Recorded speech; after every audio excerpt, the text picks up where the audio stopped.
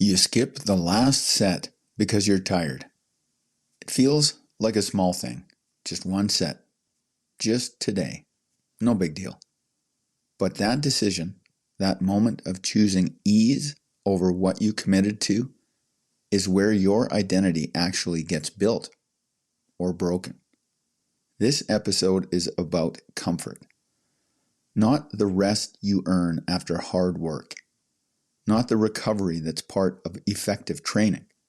But the comfort that whispers, "You're fine," when you're not. The comfort that erodes potential, softens standards, and slowly teaches your brain to avoid difficulty. It's one of the most dangerous forces you'll face, and it feels like relief. Hey there, it's me, Core, and you're listening to Exercising Self-Control from Fitness to Flourishing. Comfort is sneaky. It doesn't attack. It sedates. It doesn't force you to stop. Instead, it convinces you that stopping is what you need. It offers a soft landing when what you actually need is to learn how to land on your feet. In your training, this looks like finishing that last rep, even when your mind suggests you're done. Choosing the harder variation when the easier one is available, or showing up on the days when motivation is absent. It's not about pushing through pain just to be seen as rugged or tough. It's about honoring the standard you set for yourself even when you feel tired or tempted. That's intentional discomfort. And every time you do it, you're not just building muscle. You're building the neural pathways and self-trust that transfer to every other area of your life. Most people don't lose their potential in difficult times.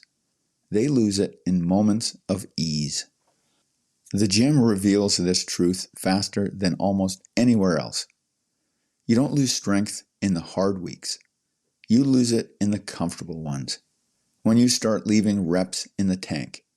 When you skip what you know is the necessary work. To achieve a goal, it takes what it takes. If you skip what it takes, you're trying to get the result without the cause. Reality doesn't work like that. Comfort is the real crisis. Comfort is the slow erosion of your standards, the quiet lowering of your expectations, the gradual softening of your identity until you no longer recognize the person you intended to become. When you choose comfort over commitment, you create a gap between who you claim to be and who your actions prove you are. The gap is where self-respect dies. And the longer you let it exist, the wider that gap gets. Here's what you need to accept fully and completely. Discomfort is essential for growth.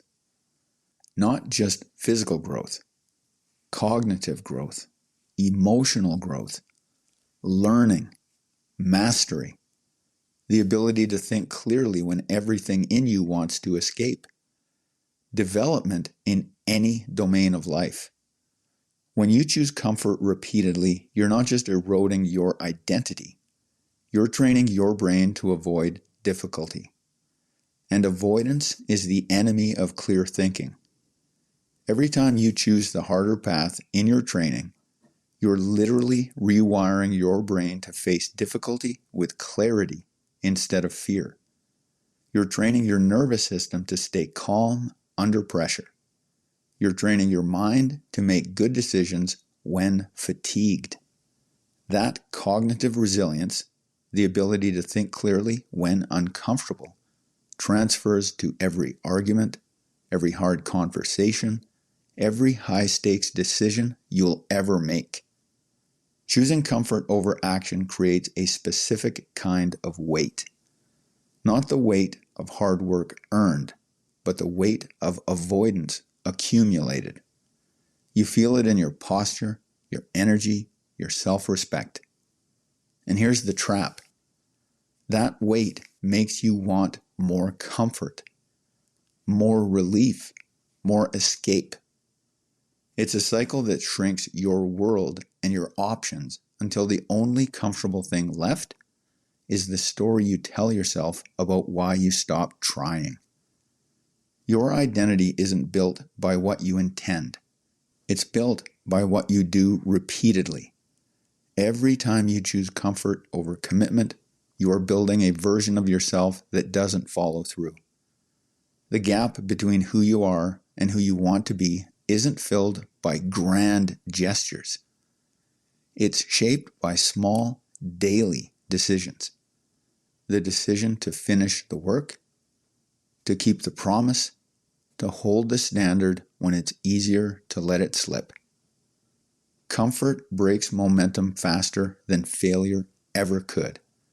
Failure teaches, it sharpens, it forces you to pay attention. Comfort just dulls. It distracts. It convinces you that you can always start again tomorrow, next week, next year. But momentum isn't built by starting. It's built by continuing. And comfort is the force that stops you from continuing long before you realize you've stopped. So, what's the alternative? Intentional discomfort. Not suffering for its own sake.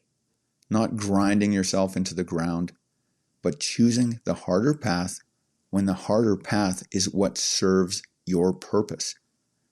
In your training, this looks like finishing the last set when your mind is suggesting you quit. Choosing the exercise variation that challenges you most. Doing what you promised yourself even when you don't feel like it. And staying consistent with your standards when no one is watching. This is self-respect in action. It's the practice of aligning your behavior with your values, even when it's inconvenient, especially when it's inconvenient. And here's what happens. Every time you choose intentional discomfort, you strengthen the neural pathways that make that choice easier next time. You're not just building physical capacity. You're building cognitive resilience. The ability to think clearly when everything in you wants to escape. The capacity to make good decisions under pressure. The self-trust that comes from knowing you'll do what you said you would do. That doesn't just change your training, it changes your life. Let's be clear about what we're actually discussing here.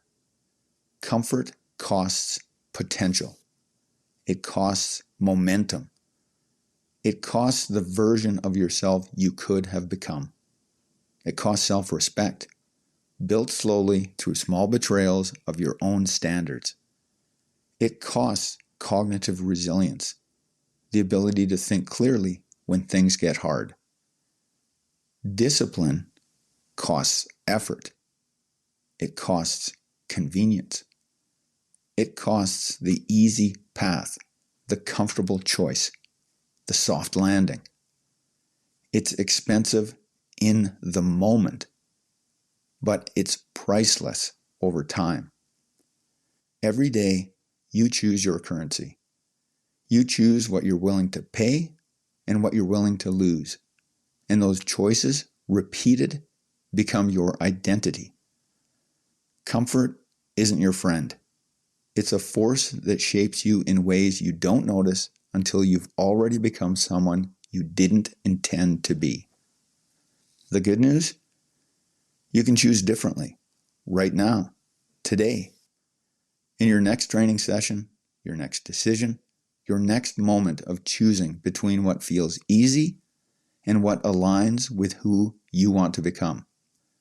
Intentional discomfort isn't to experience discomfort for its own sake. That requires no forethought or value system. Intentional discomfort is the path of the person you are capable of being. It's the discomfort that's consistent and necessary to live your highest values while realizing your most important goals. It's the practice that builds not just a stronger body, but a sharper mind, a clearer sense of self, and the capacity to handle whatever life offers. The cost you pay for comfort is who you could have become, your potential. The reward of intentional discomfort is actually becoming that person, realizing your potential one choice at a time. That's it for today. Catch you next time.